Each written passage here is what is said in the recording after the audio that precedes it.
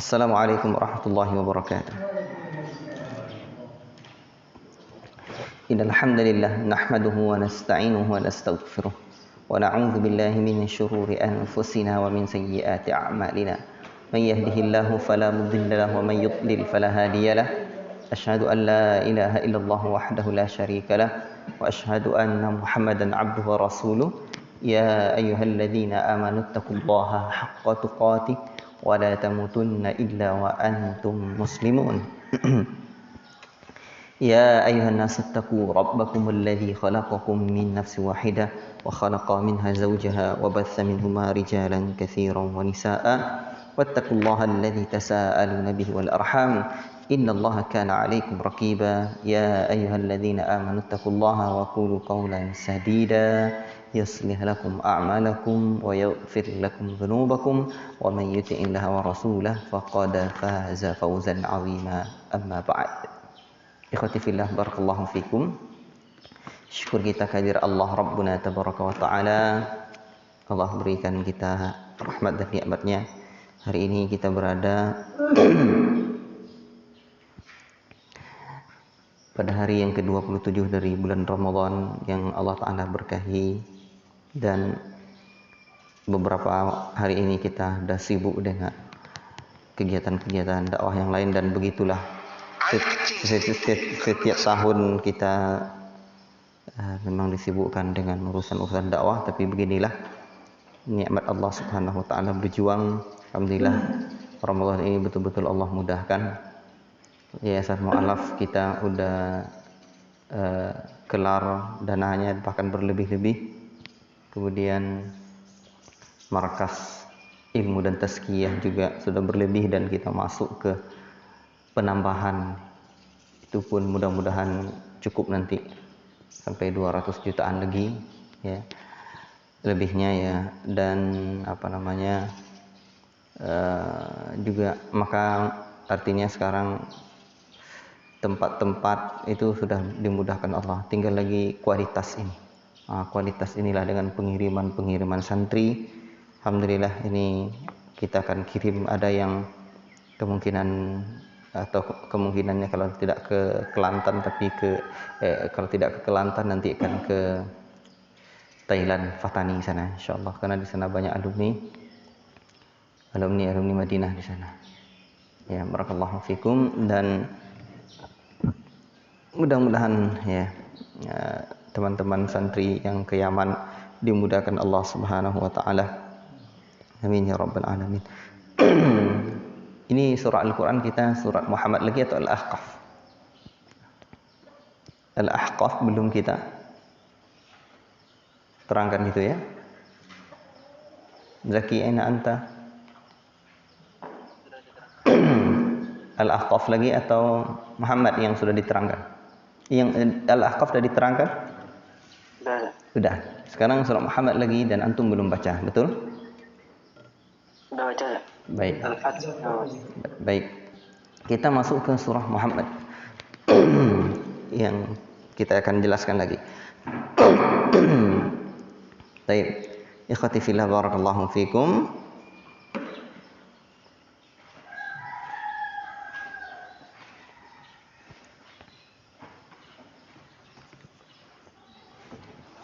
Nama surah ini surah Muhammad.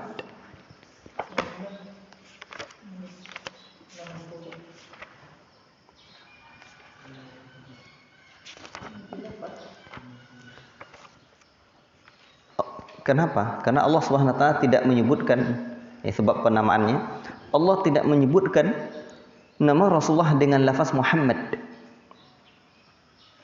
melainkan hanya pada 4 tempat. Dan salah satunya dalam surah ini.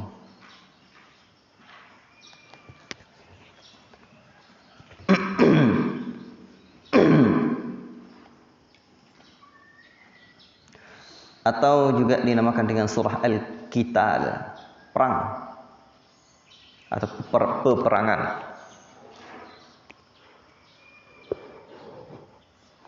Dinamakan dengan nama ini karena yang mengandung hukum-hukum peperangan dan seruan untuk berperang.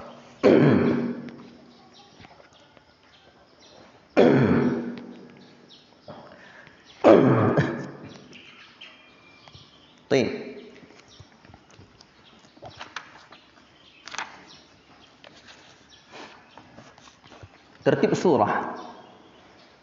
Surah ke-47.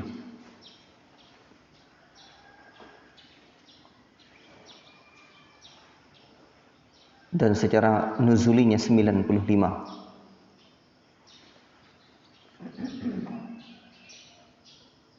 Surah Muhammad ini surah apa? Cak lihat, surah Muhammad itu surah apa? Madaniyah. Dia sudah yang ke-95. Oh iya, ini tentang daurah kita ini. Ini beberapa hari menjelang setelah Lebaran kita langsung daurah. Ada 2 daurah yang saya buat. Pertama, daurah Qasasul Quran. Daurah Qasasul Quran, kisah-kisah Al-Quran. Dan lihat kondisinya nanti, satu lagi i'rabul Quran. Kapan waktunya? Ya. Dan i'rabul Quran ini mungkin tidak banyak, cukup 1 juz saja itu udah lumayan itu. Daurah i'rabul Quran itu 1 juz itu udah luar biasa itu. Ya. Insyaallah taala.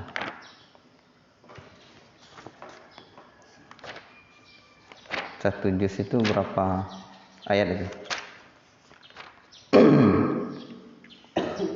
Cuma 141 ayat. Daurah Al-Quran, daurah i'rabul Quran juz 1. Kan. Itu udah luar biasa, banyak fawaid. Baik.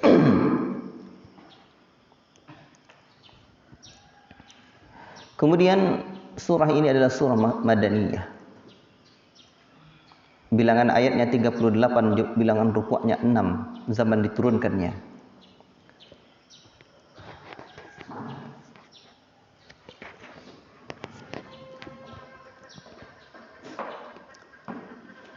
Sekitar bulan Sya'ban atau Ramadan tahun kedua Hijriyah. Sebelum terjadinya peperangan Badar.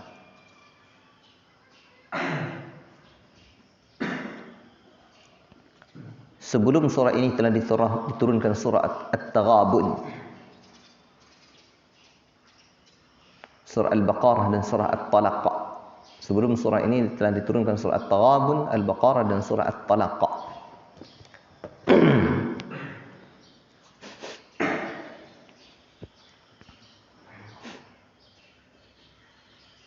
Di dalam surah At-Taghabun itu manusia ini disuruh supaya berinfak, membelanjakan hartanya di jalan Allah. Sedangkan dalam surah Muhammad ini diminta untuk berinfak dan berjihad.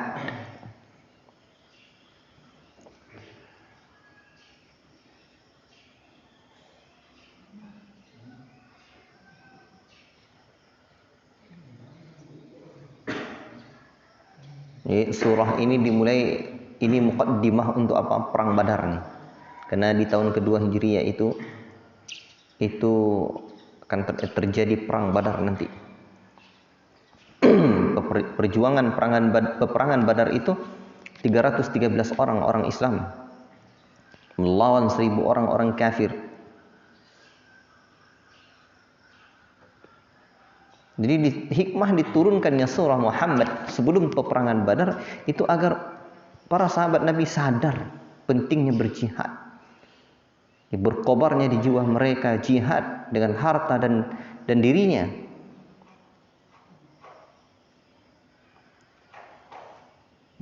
Nah, berarti kan nampak ini zaman diturunkannya surah ini.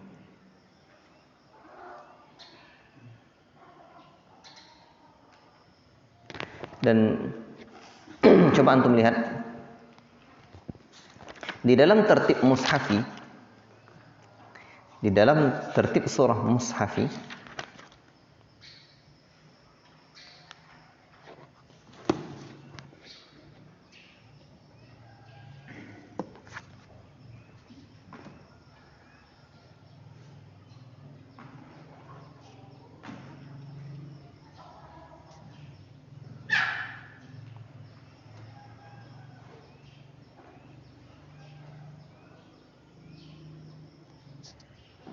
surah Muhammad ini kan terletak setelah surah apa? Surah Hawamim. Dan surah-surah Hawamim itu turunnya di mana? Turunnya di mana? Makkiyah. Nah, ini Madaniyah lagi. Jadi ini nampak, ini mulai apa namanya, kejayaan Islamnya. Jadi memang salah satu cara untuk memahami tafsir Quran tidak ada. Tidak ada cara lain selain daripada belajar kisah. Banyak cara lain, tetapi cara pembuka yang pertamanya itu adalah kisah. Kisah nih. Nah, baiklah. Jadi sehingga nampak ada kaitan dengan surah-surah sebelumnya.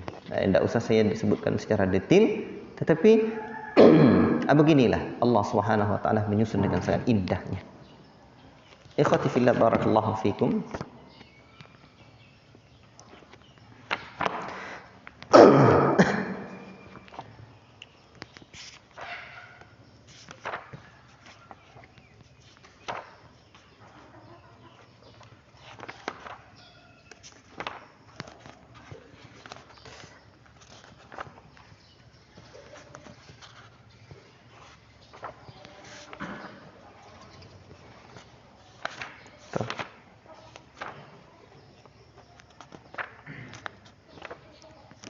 Ini udah mulai nampak-nampak ini.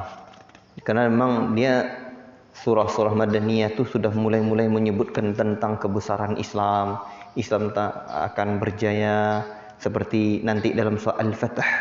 Al-Fath itu inna fatahna laka fatahan mubina. Nampak dia kebenaran apa Islam itu bagaimana berjayanya. Baiklah. Coba kita tema utama apa? Tema utama surah ini.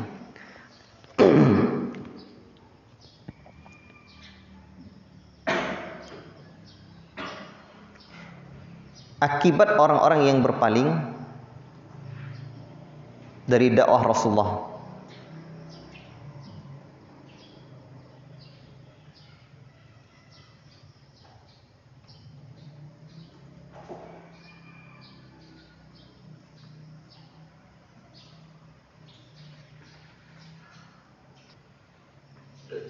Serta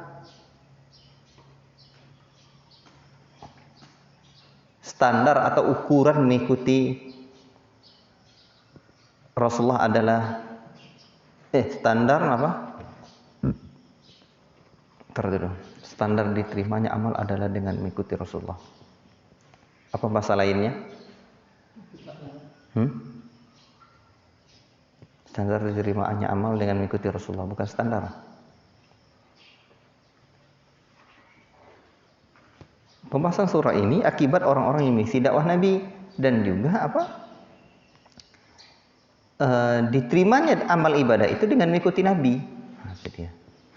Dan syarat diterimanya amal itu dengan mengikuti Nabi sallallahu alaihi wasallam. Baik, ikhwati fillah, barakallahu fikum. Surah Muhammad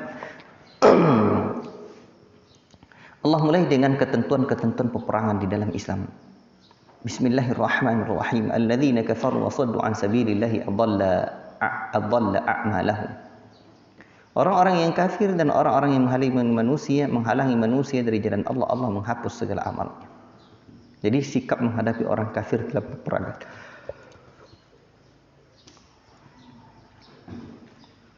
Dan sebaliknya orang-orang yang beriman dan beramal saleh, beriman dengan kepada apa yang diturunkan kepada Muhammad, Al-Quran itu adalah sebuah kebenaran. Allah akan hapus segala keburukan-keburukannya, kesalahan-kesalahannya. Allah perbaiki keadaan-keadaannya.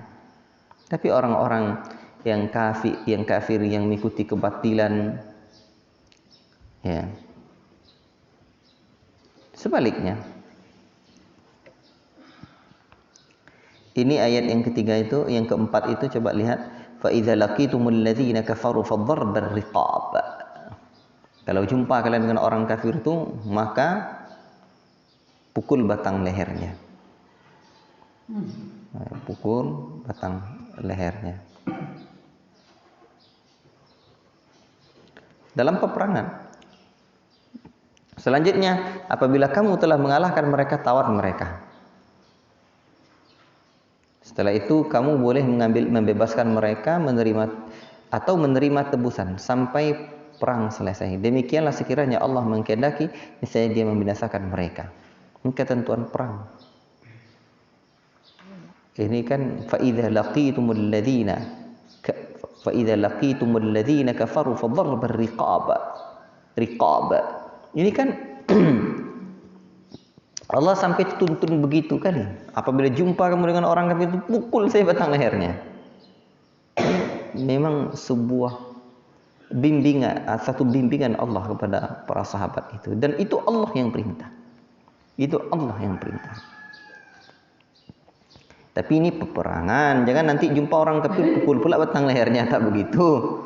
Nah, negeri ini negeri apa? Negeri ini orang-orang kafir itu kan ada dua. Ada kafir harbi dan ada kafir zimmi. Ini kafir harbi.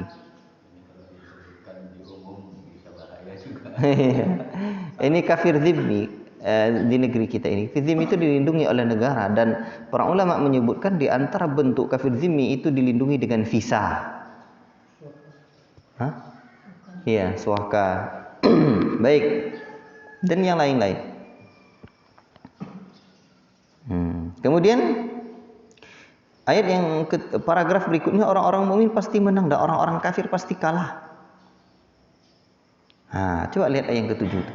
Jadi ini ayat yang memang mengokohkan hati para sahabat. Ya ayyuhalladzina amanu in tansurullaha yansurkum wa yutsabbit aqdamakum. Hai sekalian orang-orang yang beriman, jika kalian tolong Allah, agama Allah maksudnya, Allah akan tolong kalian dan Allah teguhkan kedudukan kalian. Allahu Akbar. Ini ayat tak boleh tak hafal. Jika kata tolong agama Allah, pasti tolong kita, aman. Kalau ada Allah sebut begini, kemana kita nak cari pertolongan selain dari pertolongan Allah? Pertolongan Allah itu khairun nasirin, sebaik-baik sebaik-baik pemberi pertolongan.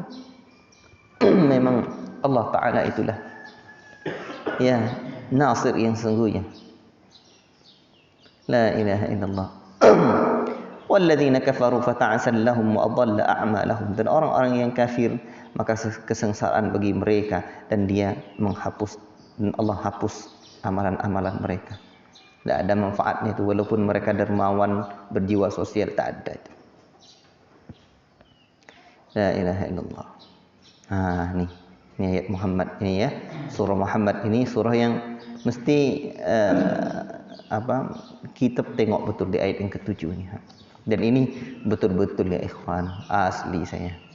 Ya, kalau nak dipanjangkan panjang sangat ini. Bagaimana pertolongan Allah kepada para dai itu. Bagaimana pertolongan Allah kepada para nabi itu. Luar biasa. Yang paling penting itu cuma sabar. Sabar. Ya sabar. Tidak ada boleh sabar. Habis cerita. Itu dia. Allah Ta'ala janjinya dahsyat. Menakjubkan. Kemudian afalam yasiru fil ardi fayanzuru kaifa kana 'aqibatul ladzina min qablihim. Apakah mereka tak tengok-tengok itu akibat perbuatan orang-orang sebelum kalian tuh, sebelum mereka tuh Allah hancurkan mereka, orang-orang kafir tuh dammarallahu alaihim, Allah hancurkan. Coba ntar nih, saya ketika belajar Al-Quran ini saya merasakan ternyata ketika kita belajar tafsirul Quran, itu ruh yang banyak masuk dalam hati kita itu dakwah kepada orang kafir. Tapi ketika kita banyak belajar sunnah, hadis-hadis maksud saya, itu ruh yang masuk itu apa? Dakwah tauhid dan dakwah sunnah ala manhaj salaf itu sendiri. Walaupun maksud saya begini, coba perhatikan, ini perlu coba antum rasakan itu. Yang lebih banyak dalam tafsir Quran ini kita dakwahnya sama orang mana? Kafir. Dakwah sama orang kafir. Betul ya? Dakwah sama orang kafir. Itu dia. Sekarang orang kafir mana yang kita hadapi? Dalam hadis-hadis, banyak mengkaji hadis, kita istiqomah di atas sunnah itu sendiri. Sahih. Yang padahal kalaupun kita baca kutubus sitah banyak juga yang apa? Dakwah itu diberikan kepada apa? Kepada orang kafir juga. Tapi selama ini sudah kita yang terbayang di pikiran kita itu cuma bagaimana mendakwakan tauhid, mendakwakan sunnah ini di tengah-tengah masyarakat. Betul ya? Tapi ketika kita baca Al-Qur'an Al-Karim, ruh yang banyak itu dakwah kepada orang kafir. Maka ente dakwahi orang kafir nanti caranya. Nah, pergi cari cikemat itu tahu cikemat Cino ketek mato. Nah, itu dia. Dakwahi. Nah, kalau perlu apa? Nah, nikahi anak dia. Nah, baiklah. Seperti yang saya ini, dakwah sama orang kafir. Orang-orang Islam aja dakwah. Baiklah. Allah sebutkan tentang nikmat. La ilaha illallah. Ada satu hal yang mengerikan di ayat yang ke-12 ini. Walladzina kafaru yatamatta'una wa ya'kuluna kama ta'kulul an'amu wan naru mathwal lahum. Dan orang-orang kafir itu mereka bersenang-senang dan makan-makan. Bukan orang kafir. Iya, orang kafir. Mereka dalam neraka itu bersenang-senang. Maksud bersenang-senang di sini ini makna dia bukan bersenang apa? Apa namanya? Orang-orang kafir itu mereka banyak bersenang-senang di dunia ini. Ini disebutkan bersenang-senang di dunia ini. Nah, kemudian mereka makan sebagaimana makannya binatang ternak. Bukan bersenang-senang. Walladzina kafaru wa yatamatta'una. Orang-orang kafir itu mereka bersenang-senang. Ya bersenang-senang inilah, sedang-sedang di dunia ini. Ya. Tidak seperti orang Islam ya, tidak seperti orang Islam. Jadi bukan seperti orang Islam, itu maksudnya. Mereka tengok banyak, mereka makan di dunia ini sebagaimana makan binatang.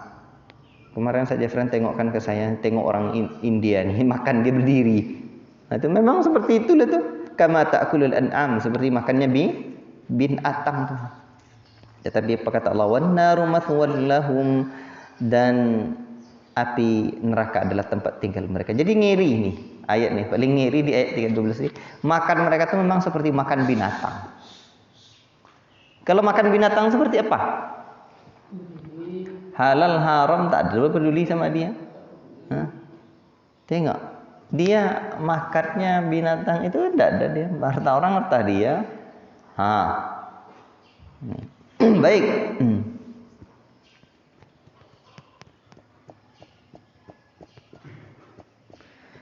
Wa ka'ayyin min qaryatin hiya ashaddu quwwatan min qaryatika. Betapa banyak negeri-negeri yang lebih kuat dari negerimu Muhammad yang telah mengeluarkanmu. Kami telah hancurkan. Tidak ada seorang pun penolong mereka. Jadi Nabi Muhammad dah menang.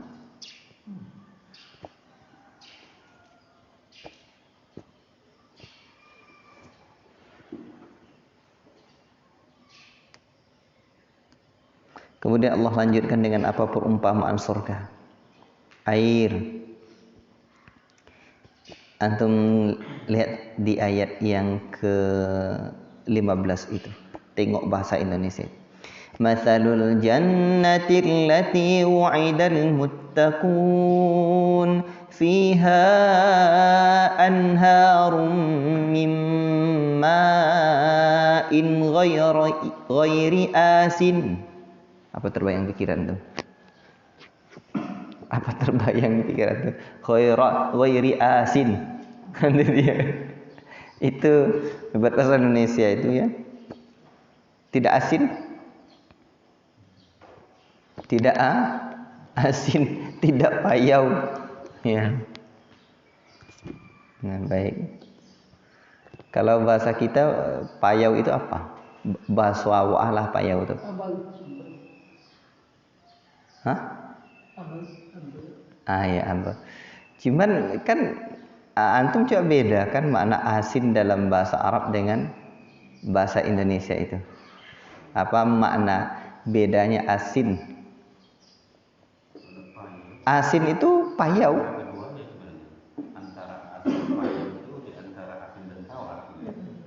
Iya. Iya, ndak enak. Tapi maksud saya inilah pengaruh bahasa dulu tuh. Asin maknanya. Nah, jadi bahasa Indonesia itu dan itu bahasa Arab asinun. Artinya bisa bermakna berubah, payau atau ya itulah maknanya. Bisa bermakna busuk juga, berbau agak kurang ini asin. Apakah memang asin dalam bahasa Indonesia ini dari ini dulu? Wallahu a'lam bishawab. Tapi bisa saja. Baiklah. Dan sungai-sungai dari susu. Lam yataghayyar ta'amuhu, yang tidak berubah rasanya. Sungai-sungai dari khamar, lezat bagi orang yang minumnya. Sungai-sungai dari madu, musaffa, yang murni. Jadi memang Allah sendiri sebut ada sungai apa? Sungai susu, ada sungai khamar, ada sungai madu. Nah, itu dia.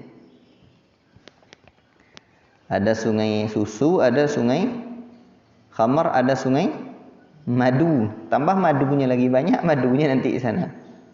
Nah, baik. Madu bidadari itu maksud saya. Jadi sudahlah sungainya susu tambah madu istri juga banyak. Dasar. Nah, tuh. Kemudian untuk mereka buah-buahan, ampunan dari Rabb mereka. Mereka kekal di surga itu. Sebagaimana kekalnya orang-orang kafir itu di neraka. Sebagaimana orang-orang kafir itu diberi minum dari air yang mendidih, yang memutuskan am'a'ahum. La ilaha illallah. Ini dahsyat ini. Menghabiskan apa? Kaman huwa khalidun finnari wa sukuma'an hamiman faqatta'a am'a'ahum.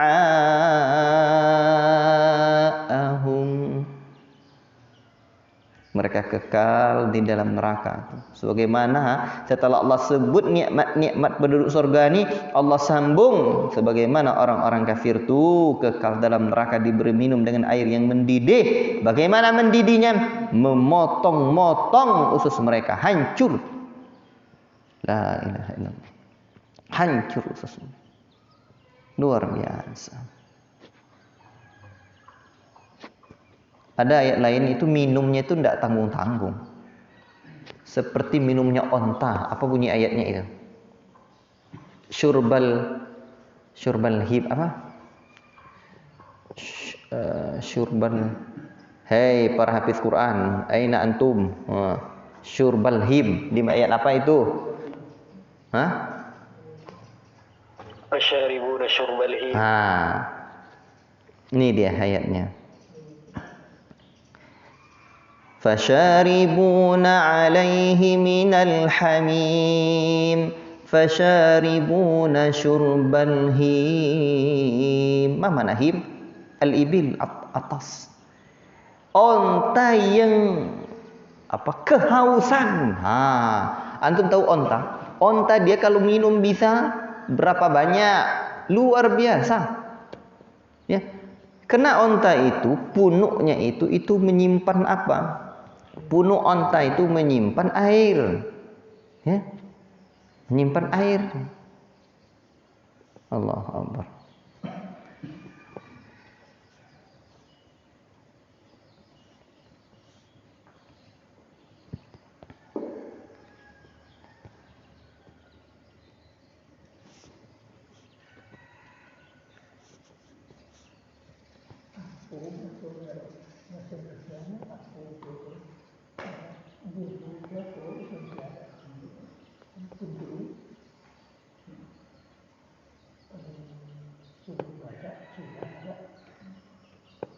Baik.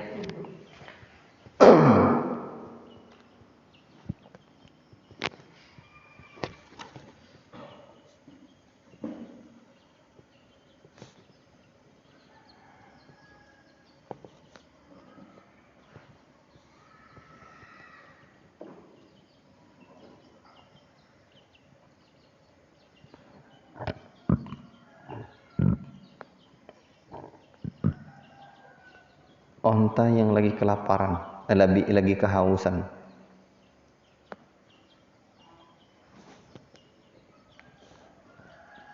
Nanti dia kan lama itu. Baru apa? 20 tahun warga Indonesia ini. Baru dapat minum lagi. Makanya dia betul-betul siapkan untuk minum itu.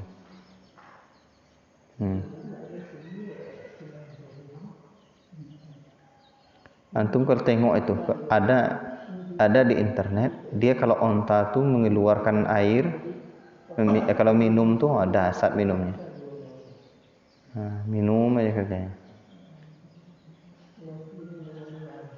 Tidak sebentar, lama dia minum. Tak ada manusia tak ada minum selama itu. Kucing minumnya jilat-jilat-jilatnya. Memang kalau syurbal him itu memang betul-betul luar biasa. Onta itu. Lihat aja di internet bagaimana onta minum. Ya. Barakallahu fikum.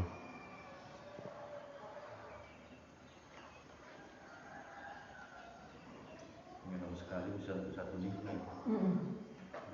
Tahan dia jalan terus enggak minum. Baik. Dah. Ini syurbal him. Allah gambarkan ya seperti itu. Baiklah.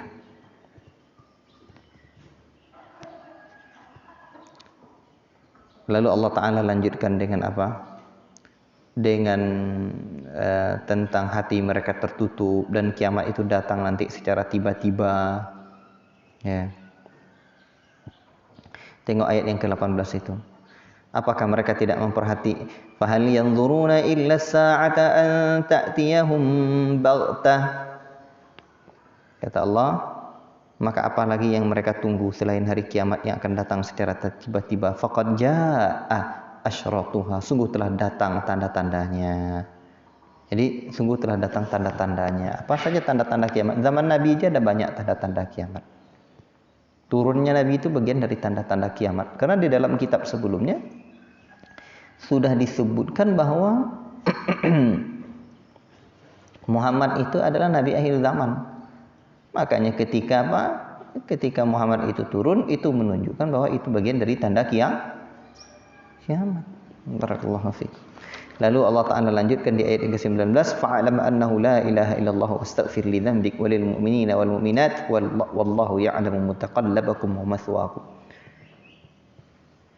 Ilmuilah sesungguhnya tidak ada ilah yang berhak diibadahi dengan benar melainkan hanya Allah. Mohon ampunlah kepada Allah dan untuk orang mukmin dan mukminat. Allah mengetahui tempat berpindah kalian dan tempat tinggal kalian. Kemudian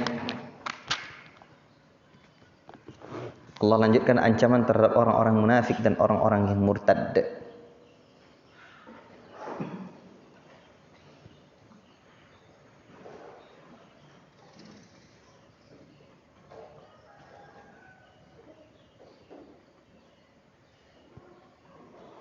Jadi orang-orang yang melihat Al-Quran itu, pandangan mereka terhadap Quran itu seperti pandangan orang-orang yang pingsan karena rasa takutnya.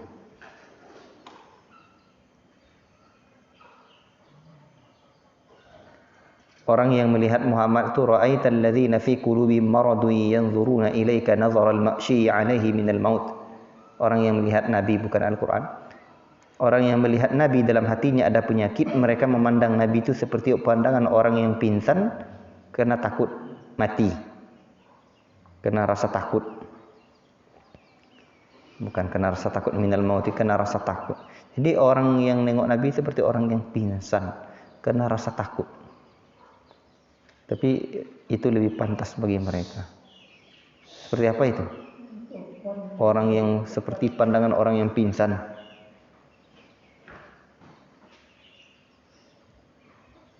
Wallahu a'lam bishawab. Tapi begitulah ya, mereka melihat Nabi sallallahu alaihi wasallam.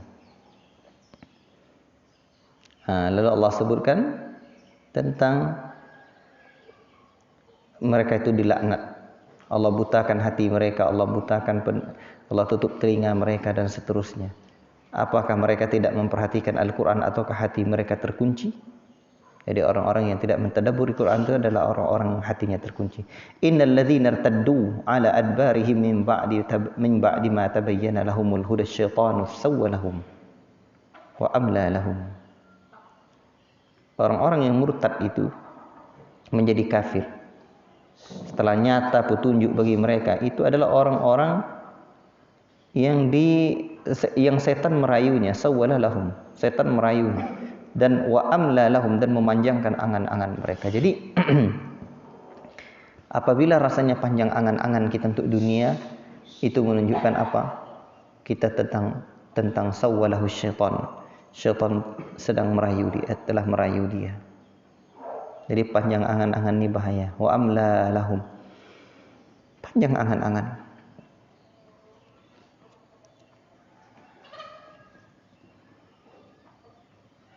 Lalu Allah sebutkan bagaimana malaikat nanti membunuh mereka. Malaikat mewafatkan mereka. Malaikat memukul wajah mereka dan punggung mereka. Jadi ketika ruh manusia ini keluar, maka pada saat itu ruh orang-orang kafir itu tidak mau keluar dia. Akhirnya dipukul oleh malaikat. La ilaha illallah.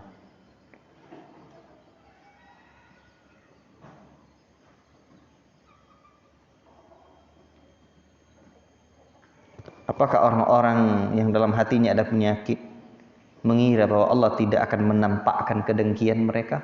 Tidak. Allah, kalau kami kehendaki, kata Allah, maka kami akan menampakkan.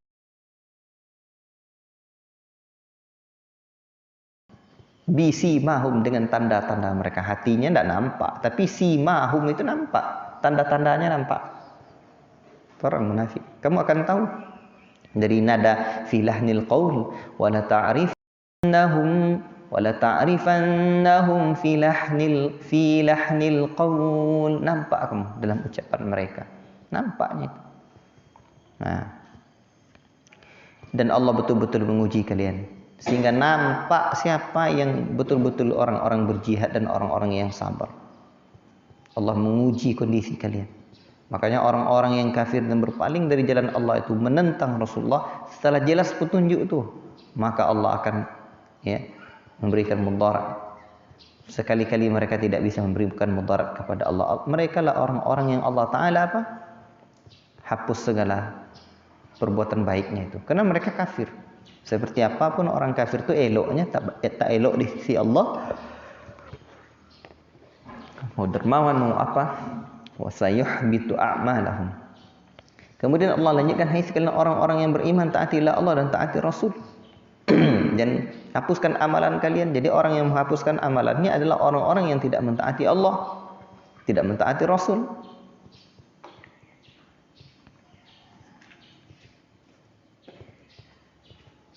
Kemudian ini ayat yang ke-35, jangan kamu lemah dan mengajak damai karena kamulah yang lebih unggul. Tidak perlu berdamai-damai ini kita dengan orang kafir. Tuh, kita ni yang lebih mulia. Wa antumul a'launa. Kamu yang lebih mulia. Wallahu ma'akum. Apa sebab? Satu lagi, Allah bersama kalian. Nah, Allah bersama kita. Allahu Akbar. Dan Allah tidak mengurangi pahala amal kita. Baik, hanya saja dunia ini hanyalah senda gurau saja. Innamal hayatud dunya la'ibun wa lahu. Dunia ini hanya senda gurau saja.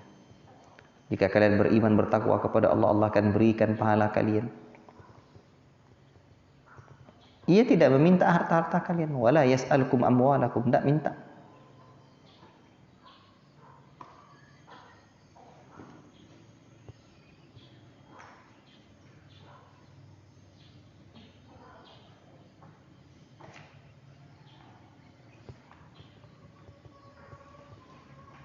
Ini ayat ini tentang kikir nih. Jika Allah minta dan desak kalian akan kikir untuk mengeluar iyas'alukum bukan iyas'alkumuha. Jadi gini, Allah betul-betul menguji. Jadi begitu Allah minta untuk mengeluarkan harta, maka akan tampak nanti siapa yang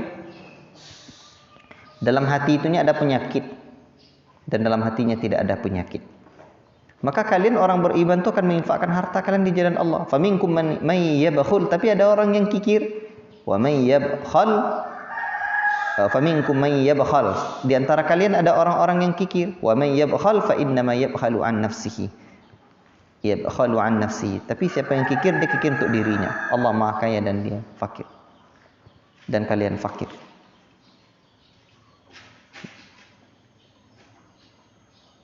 Untuk apa Allah uji itu? Tuhan, wa yuhrid adghanakum, agar Allah menampakkan kedengkian kalian. Jadi Allah tunjukkan bahwa kalian itu adalah orang-orang yang tidak beriman. Baik.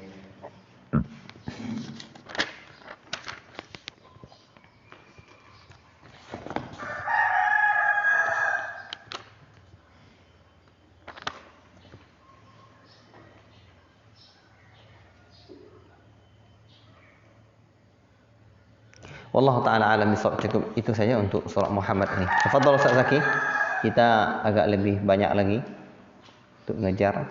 Tafadhal baca surah Al-Fath. Atau saya jelaskan aja dulu. Nanti antum bisa hadir. Bisa. Ustaz terangkan aja dulu. Nanti aja bacanya. Ustaz terangkan dulu. Surah Al-Fath. Nama surah Al-Fath.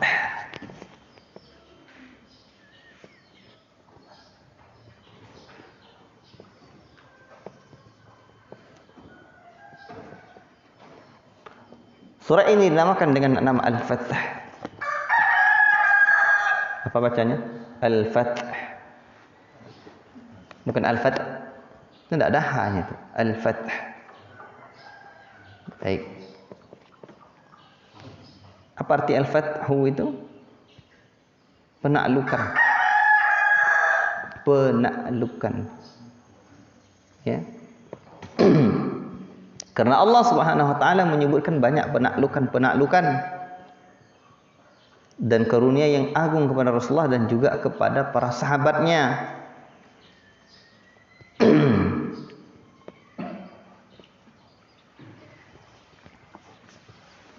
Kemudian surah ini memiliki keutamaan sebagaimana dalam At-Tirmidzi dalam Sahih Al-Jami', telah turun padaku malam ini sebuah surah itu lebih aku cintai daripada terbitnya matahari. Telah turun, kata Rasulullah SAW, kepadaku satu surah dan surah itu lebih aku cintai daripada matahari. Antum cinta tidak kepada matahari? Ya, kalau nggak ada matahari gimana caranya? Gelap semuanya. Sedangkan bulan aja cinta antum, dialah rembulan, bagaikan rembulan bagiku. Apalagi matahari, ya kan? Baiklah. Kemudian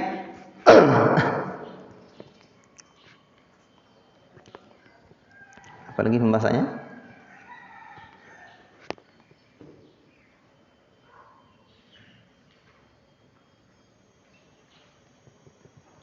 Surah ini tertib secara mushafi adalah surah yang ke-49. Al-Fath surah yang ke-48.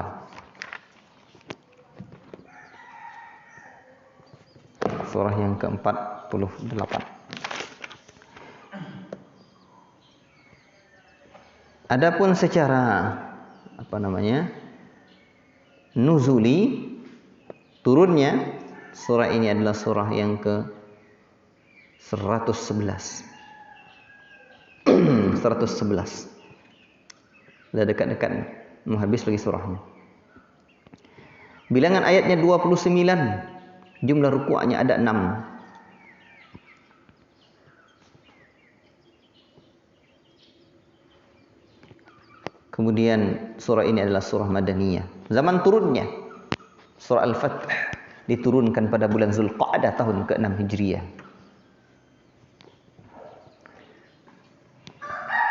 Setelah terjadinya perjanjian damai,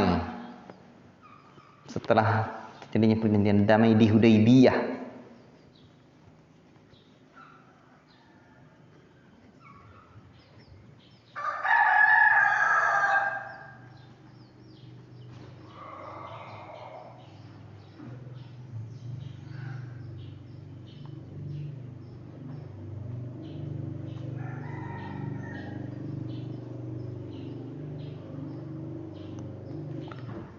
Kemudian pembahasan utama surah ini, keselarasannya tidak saya sebutkan, atau tema utama surah ini adalah tentang penaklukan dan karunia Allah untuk Rasulullah dan umatnya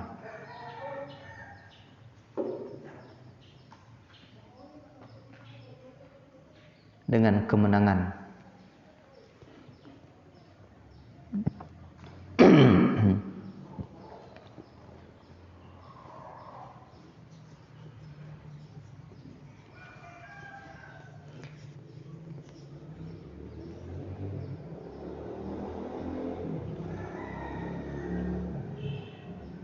Baik.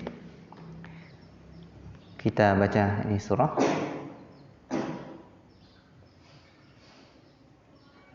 Ada satu lagi kesinambungannya ya. Tadi tidak ingin saya sebutkan ya. Lanjut saja. Surah Al-Fath. Perdamaian Hudaybiyah adalah suatu kemenangan yang besar bagi kaum muslimin. Ya, ada rentetan-rentetannya sebenarnya. Ada perang Ahzab, kemudian Bai'ah Ridwan, kemudian perjanjian Hudaybiyah ini. Jadi perjanjian Hudaybiyah ini itu terjadi pada bulan Zulqa'dah 6 Hijriah ini.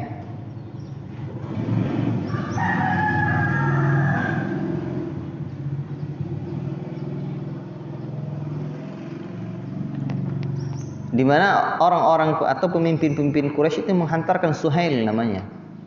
Suhail bin Amr sebagai wakil mereka untuk berunding, berbincang dengan para sahabat.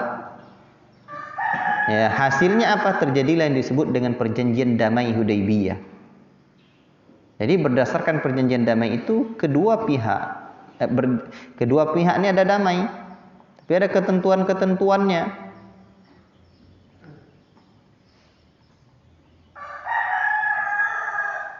Jadi di mana orang-orang Quraisy, orang Mekah juga negara Islam Madinah bersetuju untuk tidak berperang dan berdamai selama 10 tahun lamanya.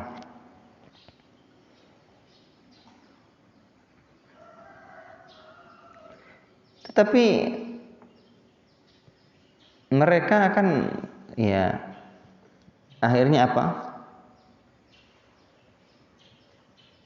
Orang-orang Mekah itu tidak membolehkan umat Islam itu untuk mengerjakan umrah.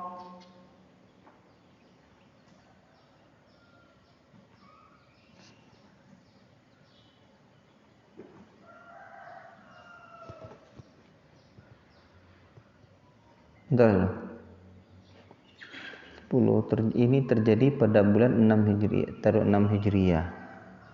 Jadi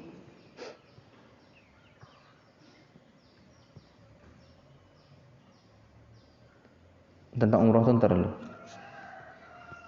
Itu ada, antum silakan dicari aja di internet itu butir-butir perjanjian Hudaybiyah. Karena perjanjian Hudaybiyah ini termasuk bagian dari penting ya dari perjanjian dengan orang-orang kafir. Ya, baik. Kemudian di antara butir perjanjian itu disetujui ya oleh orang Quraisy. Siapa saja yang pergi ke Madinah mesti diantar pulang ke Mekah. Sebaliknya orang Islam yang pulang ke Mekah tidak diantar ke Madinah.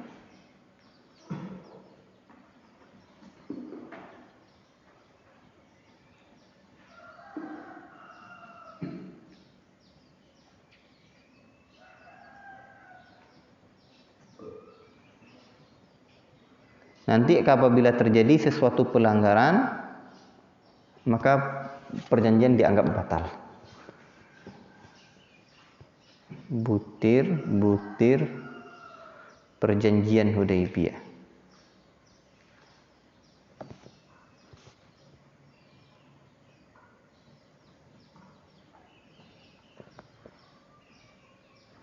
Banyak sekali itu bunyi-bunyi perjanjian Hudaybiyah itu. Sampai ada yang menyebutkan puluhan banyaknya. Ini disebut dengan perjanjian Hudaybiyah, dan juga ada lagi piagam Madinah.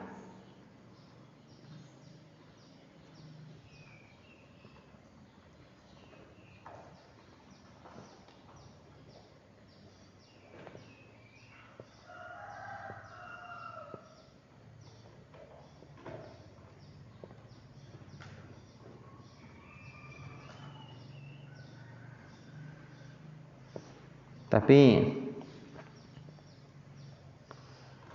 secara umum itu ada, bukan puluhannya, ada lima bunyi atau 5 butir perjanjian Hudaybiyah itu.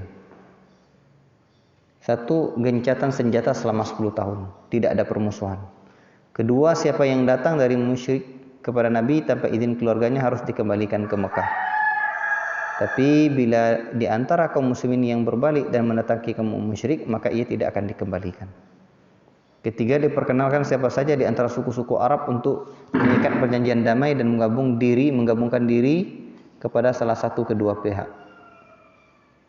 Suku Khuza'ah menjalin kerjasama dan mengikat perjanjian pertahanan bersama Nabi Muhammad. Keempat, tahun ini Nabi Muhammad dan rombongan belum diperkenalkan masuk Mekah, tetapi tahun depan dengan syarat hanya bermukim 3 hari tanpa membawa senjata kecuali pedang yang tidak terhunus. Kelima, perjanjian ini tidak diikat atas dasar ketulusan dan kesediaan penuh untuk melaksanakannya tanpa penipuan, dan perjanjian ini diikat atas dasar ketulusan dan kesediaan penuh. Jadi pada tahun ke-6 itu sahabat melaksanakan umroh. Nabi mengajak sahabat untuk melaksanakan umroh. Setelah persiapan beres, Nabi dan sahabatnya itu menyebutkan ada 14.000 banyaknya berangkat menuju Mekah pada hari Senin awal bulan Zulqa'dah. Mereka tidak membawa senjata. Tapi kalau bawa senjata pun tidak diperlihatkan, sesuai dengan ajakan Nabi. Namun rombongan Nabi ini, Nabi dan sahabat ini pun akhirnya dicekal, dicegat. Ya. Ketika sampai di Hudaybiyah, ya, terletak 20 km dari Mekah. Mereka bertanya apa maksud Nabi itu. Mereka bertanya perihal tujuan Nabi untuk masuk ke Mekah. Nabi Muhammad menjawab bahwa tujuan mereka adalah untuk beribadah, bukan untuk berperang. Tetapi mereka tidak langsung percaya. Mereka cek apa benar atau tidak.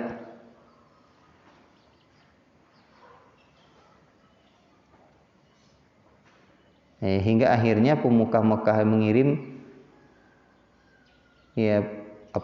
dutanya untuk berunding lagi. Suhail bin Amr namanya.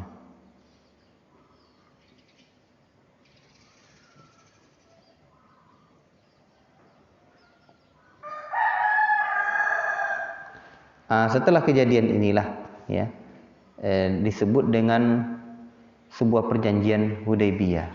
Ya.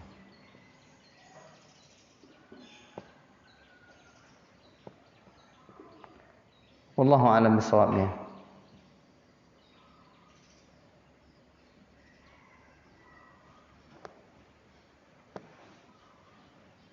Detailnya untuk saat ini saya belum bisa menyampaikannya. Ya. Baiklah.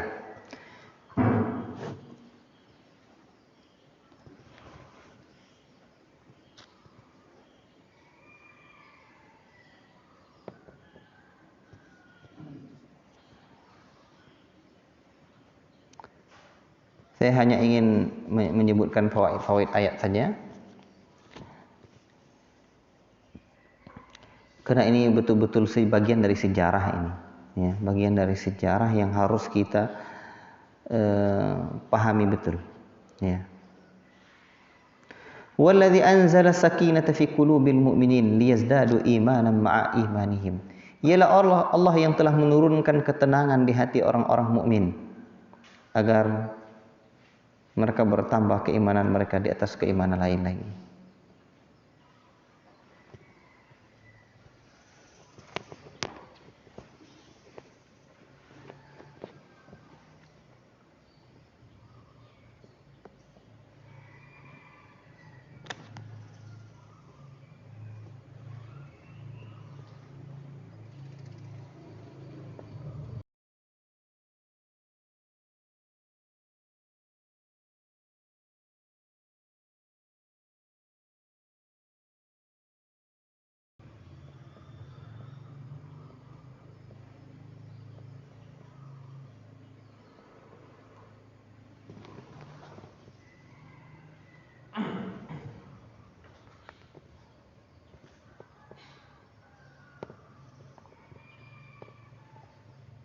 Sebentar.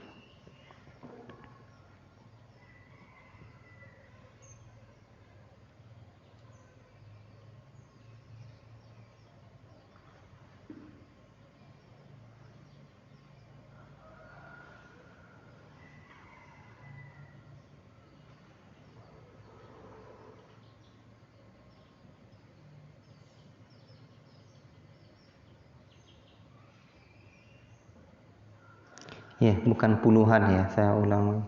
Bukan puluhan bunyi apa butir-butir itu, 5 itu saja.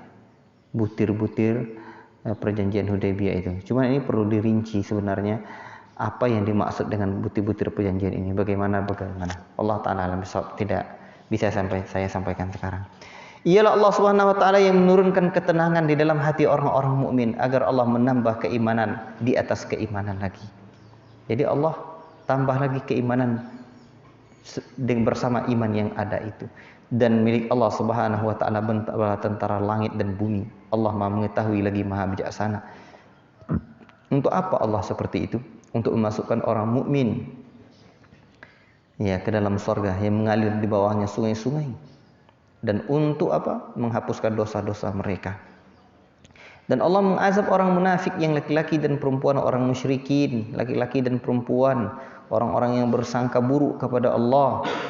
Ya, Allah marah kepada mereka. Mereka mendapatkan laknat Allah. Allah siapkan untuk mereka jahanam.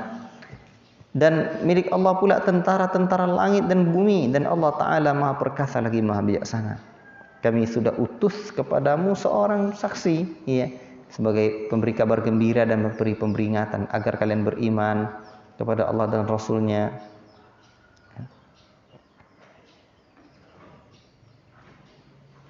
Agar kalian bisa apa? Bisa bertasbih kepada Allah pagi dan sore. Kemudian Allah sebutkan tentang baiat, orang-orang yang membaiatmu, maka sesungguhnya dia adalah orang-orang yang membaiat Allah. Yadullah fawqa aydihim, tangan Allah di atas tangan mereka. Karena baiat itu salaman. Barang siapa yang melanggar janjinya, maka sesungguhnya dia melanggar janjinya sendiri. Barang siapa yang menepati janjinya, Allah akan berikan pahala yang besar. Kemudian celaan terhadap orang-orang yang takut berperang.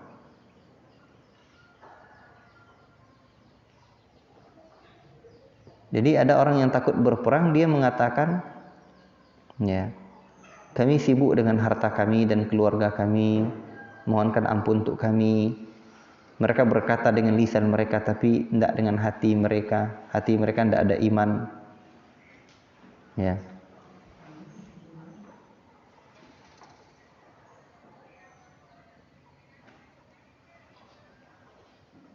Maka siapakah yang dapat menghalangi kehendak Allah jika dia mengkehendaki bencana terhadap kamu, jika dia mengkehendaki untuk keuntungan bagimu.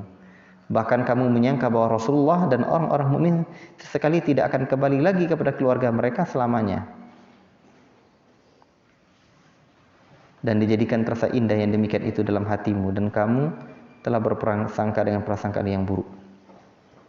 Siapa yang beriman kepada Allah dan Rasulnya, sungguh kami telah menyediakan untuk orang-orang kafir itu neraka yang menyala-nyala. Hanya milik Allah kerajaan langit dan bumi.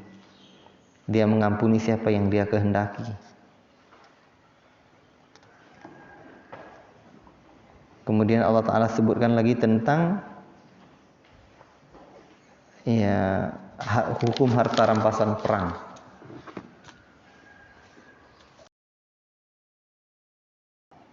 Kemudian di sini Allah meridai orang-orang yang mengadakan Baitur Ridwan, menjanjikan kemenangan bagi kaum muslimin. Kemudian di sini juga disebutkan tentang kebenaran mimpi Rasulullah di ayat yang ke-27. Ini berarti kalau gitu saya harus sebutkan ini ada 4 poin atau ya di dalam surat Muhammad ini yang harus digarisbawahi. Yang pertama perang Ahzab.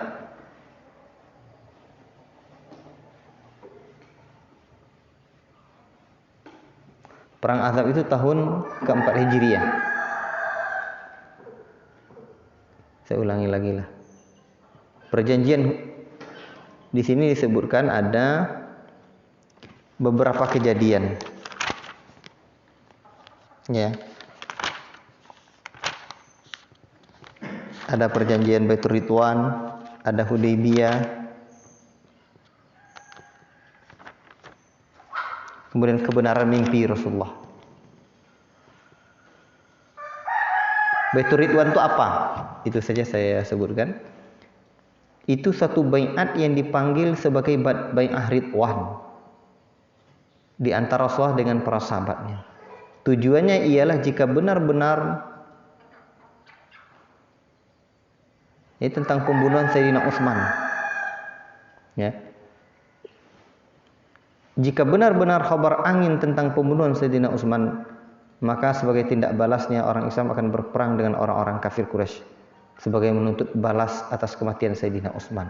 Jadi mereka membaiat Rasulullah SAW, berjanji dengan Rasulullah SAW, dan itulah yang disebut dengan Baitur Ridwan, bai'ah Baitur Ridwan.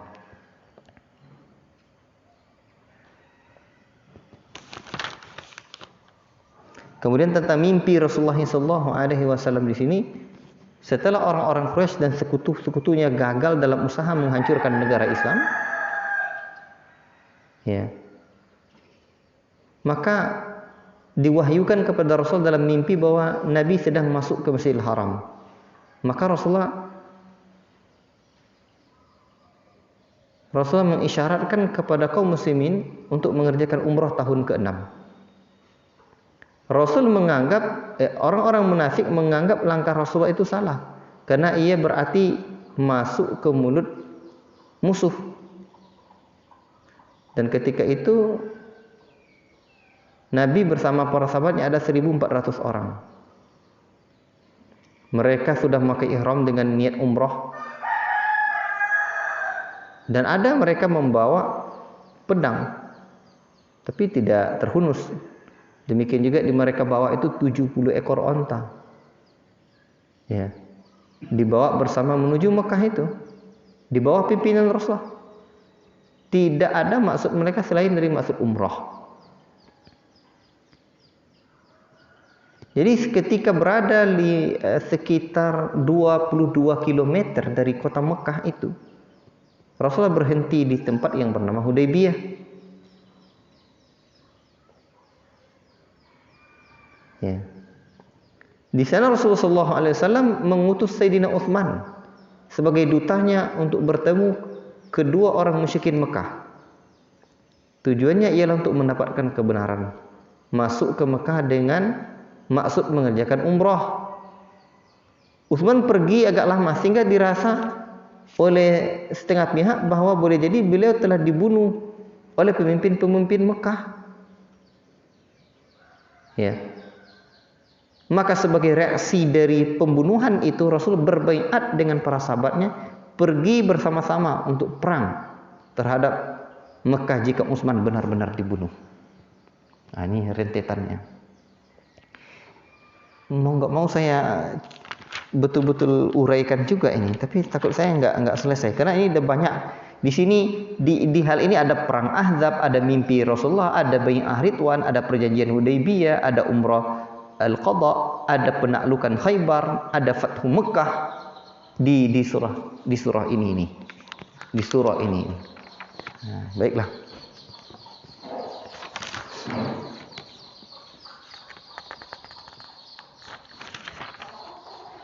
Atau nanti insyaallah taala nanti saya ringkas lagi insyaallah. Allah taala alam bisawab ya. Barakallahu fikum. Atau Jensen mana dia? Siapa yang ngerekamnya? Bisa tidak dipotong ini? Nanti saya ulang lagi. Saya ulang lagi perang surah Al-Fatah ini. Saya ulang lagi surah Al-Fatah ini biar lebih terarah. Jadi habis surat Muhammad itu langsung saja wassalamualaikum ala Nabi Muhammad itu ya. Antum paham ini? Daki, antum tandai daki. Oke. Nah, Nanti anak potong aja, tidak terurut dari tadi karena apa namanya nak disampaikan panjang, tak disampaikan tak paham. Jadi usahakan nanti untuk meringkasnya. Nah, dalam surah Al-Fatah ini. Insyaallah jam 9 kita belajar. Cukup sekian. Wassalamualaikum. Jadi di sini mulai potongnya Ki. Di sini apanya Ki? Jadi selesai surah Muhammad nanti lanjut aja, ya. Ke selesai itu. Baiklah, mungkin cukup sekian saja dahulu. Barakallahu fikum. Wassallallahu wasallam ala nabiyina Muhammad wa ala alihi washabihi ajmain. Wassalamualaikum warahmatullahi wabarakatuh.